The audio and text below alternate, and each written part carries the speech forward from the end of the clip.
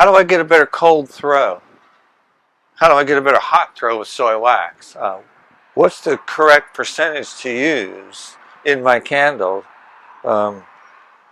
What's the proper temperature to pour? Which is the better, essential oils or fragrance oils? My wick pops when it burns. My candle burns differently from one batch to the next. These are some of the questions that you folks have asked, and I'm going to go through them, and we're going to explore extensively scents, what they are, how we're going to use them, and how to make them work really great in our candles. And we're going to go through every possible trick that we know. And so we're going to get started with that. So I'm Martin Malahan with GEO-sustainable. We make bioplastics here, and one of my interests, of course, is soy wax. So I do enjoy making a candle. If you folks have talked me into making a candle, well, I'm going to make one that I really enjoy. I'm going to make a lavender. And as you can see, I'm going to test against some of the other folks' lavender candles here. And we have Glade, we have Yankee, and we have a company called Candlelight that make candles for lots of folks. In this case, I think this is a Betty Crocker. So we're going to go through that, and I'm going to show you exactly the tricks that they use. Now, my experience in candles is such that for 11 years, I ran a safety testing lab, and I have tested everyone's candles. As a matter of fact, I've tested over 400,000 of them. And I have tested Glade, and I have tested Yankee and Candlelight, and I've tested the big guys and the small guys, and everyone who wants to get into stores like Walmart. Fire safety tests are a requirement, so I've tested quite a bit, and I've seen a lot. And when it comes to different burn characteristics from different companies, I've seen all of that as well. So I'm going to explore that and explain my understanding of scents from my perspective. So let's get rolling. I would like to give a special thanks to my newest Patreon supporter who's the inspiration for our video today, Juan. I want to thank you so much, and to all of my Patreon supporters, your support, it's so valuable to me. It's inspiring, as well as supporting the old guy and purchasing the little things that we do here. So everything is appreciated, and I wanted to take the time to thank you all for that. And if you'd like to join my Patreon in a small way, it would be very much appreciated. Okay, so let's get rolling now. So what I'll be working with today is I have this is a 135 melt temp soy wax. Pretty sure it's probably Golden Brands. I'm partial to Golden Brands because that wax is made in my hometown. Okay, I'm going to be using an additive, and this is Vibar 260. What this is going to do is it's going to enhance the scent, both cold throw and hot throw. You're going to love this. However, you want to be careful using this. It requires a little bit of work. Now I'm going to be using essential oils, and I have purchased a Mainstay 100% essential oil. Well, what does that mean? It means 100% essential oil. And I've got this as well. Here are my jars right here, and this is what I'm going to be using, and I'm going to make my candles, and we're going to test my candle against these guys back here. I have chosen these because I've tested these folks and I know them pretty well. So we're going to work on that. This right here is one of my personal favorite size candles right here. If I were to make candles, which I don't, but if I were, I would make these size. 1 or 2 burns and it's done, and then you go for another scent, or perhaps the same one again. The box set is a little bit much, I think, but I like that size. Glade is a 3-wick candle.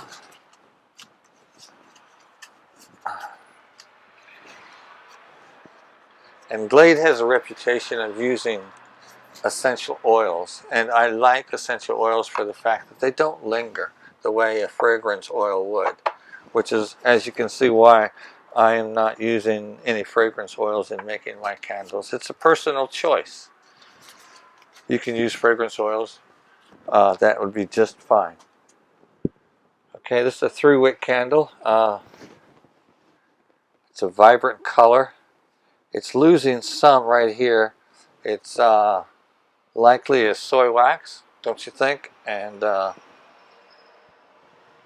from the way it smells, it's essential oils.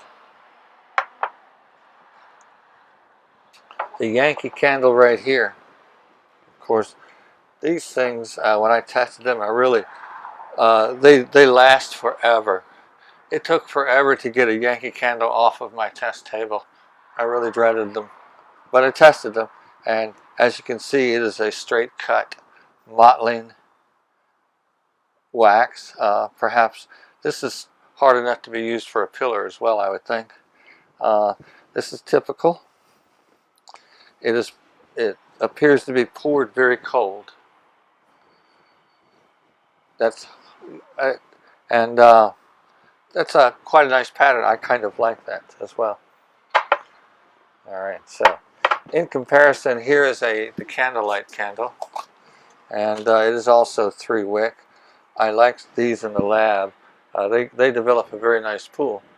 They're a little shy on the color, but I can tell you for the price point, I'm sure candlelight sells a lot of candles.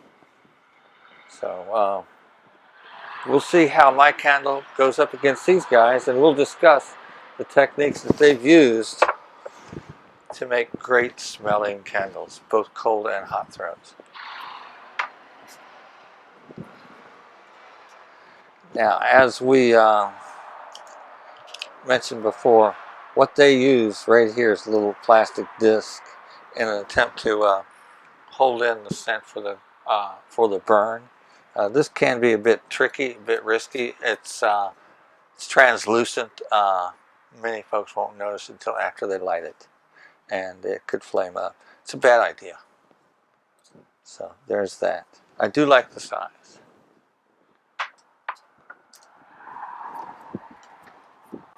Now for the Glade candle,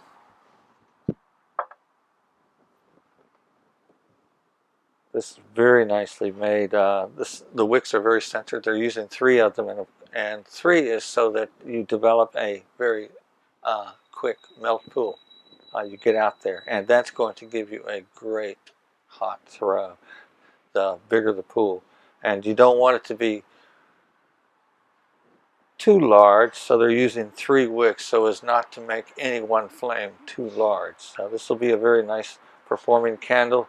3 wicks will also help consume the candle. Now, as a candle maker, that's what you want. You want your candles to be consumed quickly. So big monoliths like this that last forever. I think these are 40 or 80 hours, but I think they last forever. They also they have a center wick. They develop they will tunnel if they're cold, and they're not shy about smoking. When they make this, they can pop this cap right straight on, and this will hold in the scent. So they pour the candle, they can pop that on, and that's going to hold in the scent. That's a great idea right here. The cap, if I were to make candles, I would have caps like this on mine. Here we go with another 3-wick candle, the same idea. They have a very nice, I don't know if this is paraffin or soy, but very nice. And performance-wise, I know that this pool will develop very quickly, and it will have a nice deep melt pool without a large flame. And a deep melt pool is going to throw a lot of scent. So there we have it. Without revealing any particular trade secrets, of course, because I don't know them, but in testing, these were my observations. because I would test these guys against each other in my lab as well. They were always in the lab, so I tested them repeatedly. Okay, so now I'm going to start making mine using the information that I know from these guys right here, plus a few tricks that I have learned along the way that candle makers use, and no particular candle maker, but I'm going to make my candle using every single one of them. All right, so let's get started on that.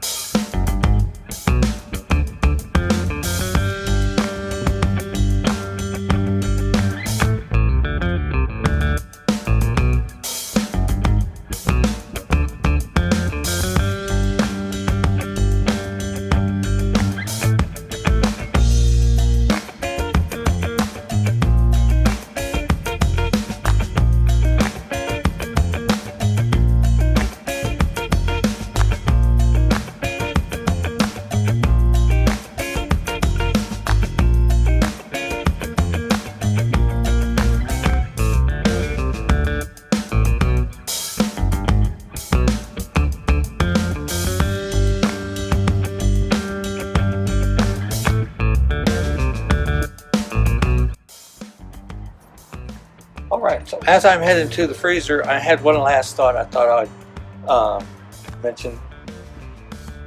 In my opinion, a white candle has more interest. I really don't do a lot of color. I think that just the white candle is of more interest, so I prefer white candles non-colored. So that's why I decided not to color these, and so it'll be white compared to this. Color certainly adds a second dimension when you look at a candle. The brain naturally associates color with certain scents, and for lavender, purple or violet is certainly a dual recognition for the brain. For instance, if it were red, that could be cinnamon or apple, often together. So green often could be a pine scent. Those two things go together in the brain. So you wouldn't want to make a red lavender candle. So, but a white is neutral, and I prefer the no color. It doesn't, because to me color can also add problems during the burn. So I eliminate that as well. All right.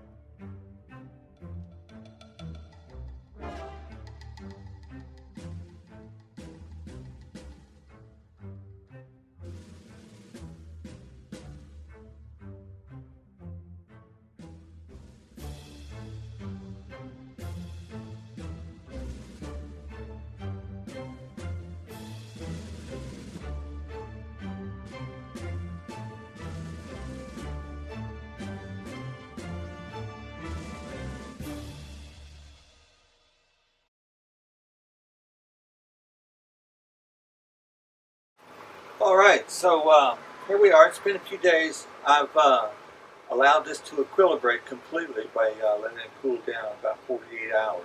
And so we're going to start a burn test today, and I'm going to compare these. And I'm going to get these started, and then we're going to move to the board. And we're going to go over some things about scent that you may or may not know. And I'm going to tell you exactly what the scentologists, the scientists that work in scent, have told me. And I'm going to share all the information they've given me, and this is going to help us. So let me get these trimmed up. Now, you want to trim your wick to 1/4 of an inch before each lighting, except for Yankee. Yankee is unique. They have a problem with smoke. It's the wax that they use. It's a mottling slack wax. It's pretty rough stuff. Their solution is to trim to 1/8 of an inch. Now that's going to cut down the flame and the soot, but it's also going to make the candle tool shrink. So it's going to burn a long time, like I said. So, and but everyone else is 1/4 inch. Let me confirm that.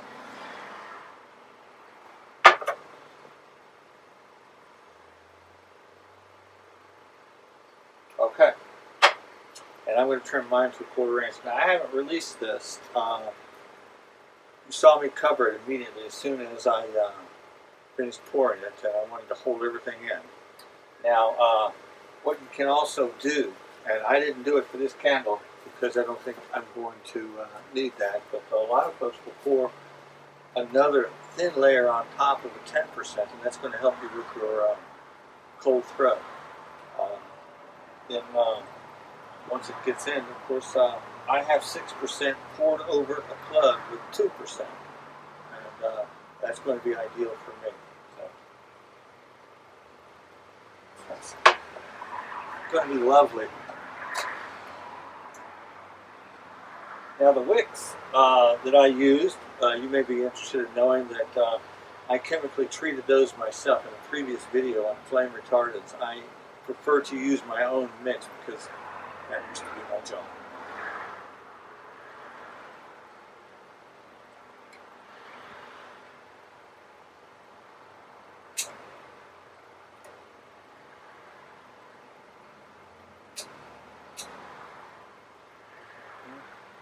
Quarter inch eyeball. You can use the ruler. Now, in my testing lab, I made a little wick trimmer so that everything was exact.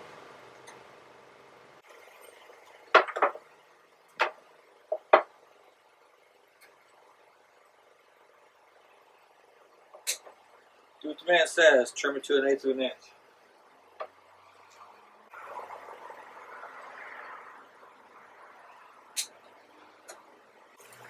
Okay, so basically what I have here is a metal container, no holes, capable of holding all the wax in the container should this container break. It's standard safety practice, and I practice it religiously in the lab. You should as well, and if you burn candles at home, you also. Containers do break, and house fires are started like that, and that's no joke. Okay, so let's get on to the fun part. I'm very excited about the way this smells, and I can't wait to see it burn. So let's get this lit, and we're going to give it an hour, perhaps 2. And but while they're burning, we're going to go over some things. Okay.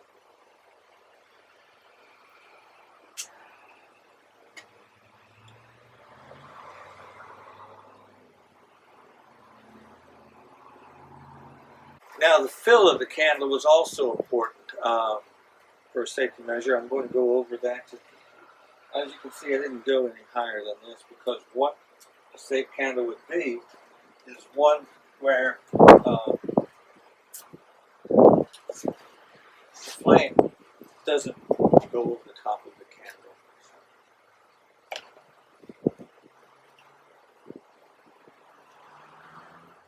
Okay. Well, we're going to let these go for a while, and everybody's doing just a great job here. It's a little bit windy, so I'm going to close the door and I'll be back. What we have here, of course, is the wax. All right, we're going to go over everything. And I'm going to first explain to you why I've added the Vibar. And as you can see from the board, we have the fuel. That's basically what we are burning. That includes the scent, the color, everything. That's the fuel. And the wick is the throttle. All right, so we have the wax and we have the carrier oil. The carrier oil is what holds the scent. So these are non-polar, so we blend them. I've heard lingo of binding, and it's a little bit misleading. What we're doing is we're blending the scent into the wax. Now, the Vibar, these are non-polar, and the Vibar is it's a polymer, so therefore it has a positive charge. And so what that's going to do, of course, is that's going to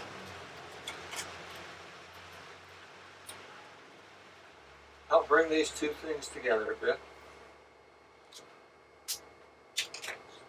You don't need a lot, you really don't. If you use more, you're not doing anything more to your candle, but you can introduce problems. So also, if you heat it too much, this stuff melts at like 125. So if you add to 185 wax, well, you're really screaming hot for your Vibar, so there's no point in that. And we're going to help the Vibar do the job of blending the wax and the carrier oil together that holds the scent. Okay, so we can consider it to be the mediary, and very loosely, and I hate to say it, but a binder together, because they're going to be snugged up with that positive charge there a bit. Now, like I said, more is not better. Okay, now, when it comes to scents in particular, what the scientists tell me is, and they study this stuff, I mean, they've got all the equipment. I just use my nose. Now, nose blind is the problem with diminishing scent, where you used to smell it, now you don't. You've gone nose blind. It's just that simple. And it's unavoidable. And fragrance oil can actually make it a lot worse.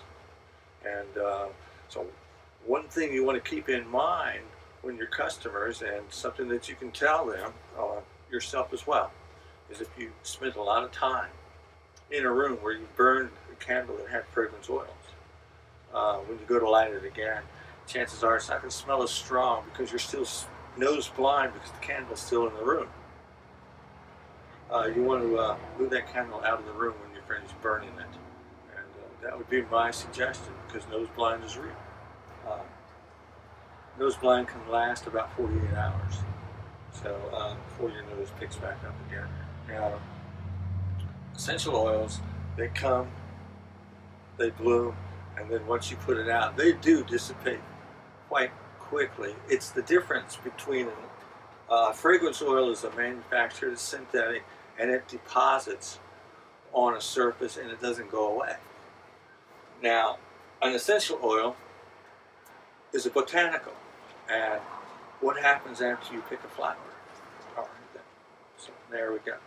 Now, let's see what else we want to do here. So, in my estimation, you want your scent to go away quickly after you finish burning it, and you want to reduce that nose blind occurrence. And now the Vibar is going to help deliver your scent more prominently and consistently. Some folks are asking about wick popping and sweating on the candle, and I'm going to search and try to find a free picture of that, because I didn't have any here. Of a sweating candle and what that looks like. Both situations, a popping wick and a sweating candle, are the same problem. That is, you've got too much scent. So I'm at 6%. I don't know what these guys are. It's not something that they particularly share, nor would they want to. They will tell me less than like 10% or something, or they will say, you know, some number that is high, but it's their load is less. Okay. Let's just let things cook for a while. And then I'm going to move the camera in close.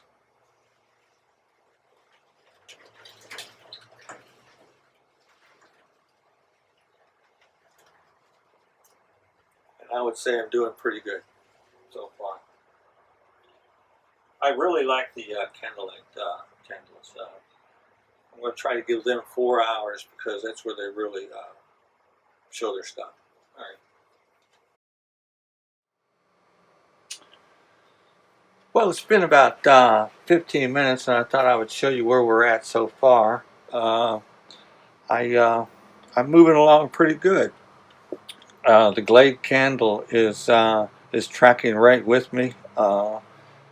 The candlelight now, the wicks are farther apart, so it's going to take a little bit more time for them to close in and start helping each other out. And the Yankee is rather small. It's going to take a while for this.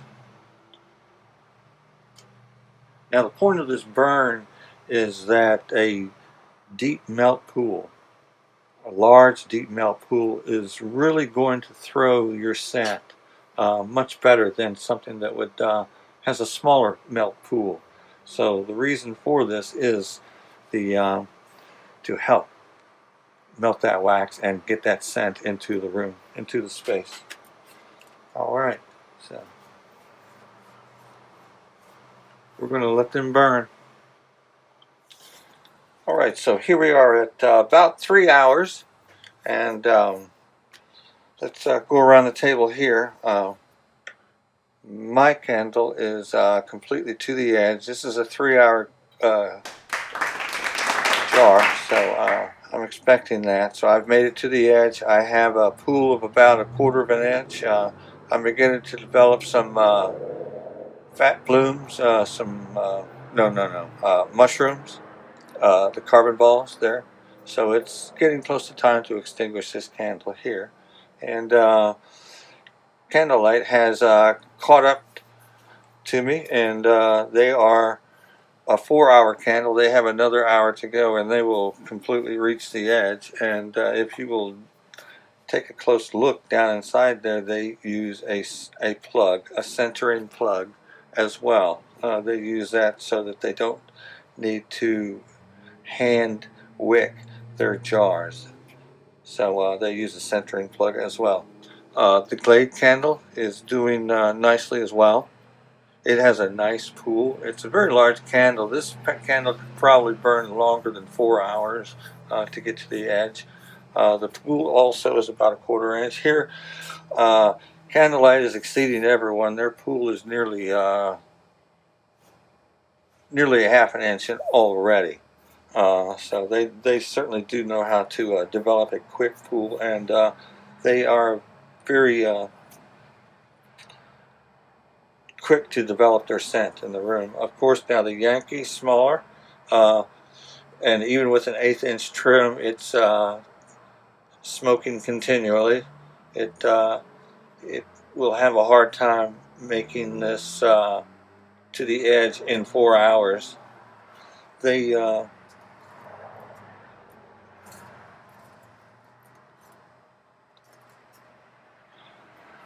don't seem to have a problem with that smoke. So there we are. I'm very happy with my candle making ability here. I'm quite sure that that's going to smell just amazing. I can't tell you, but I can assure you it's one of my favorite scents.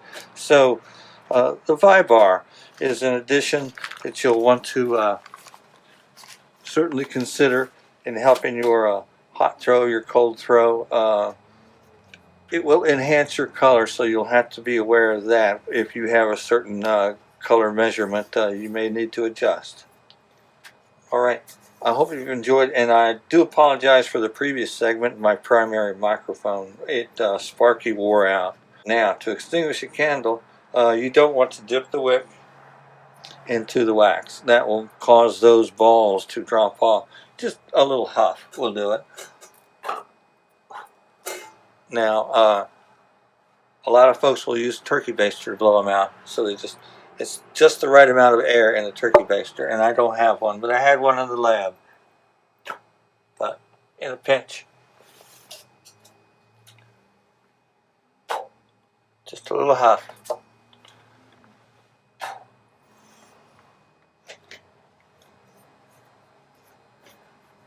And there we are.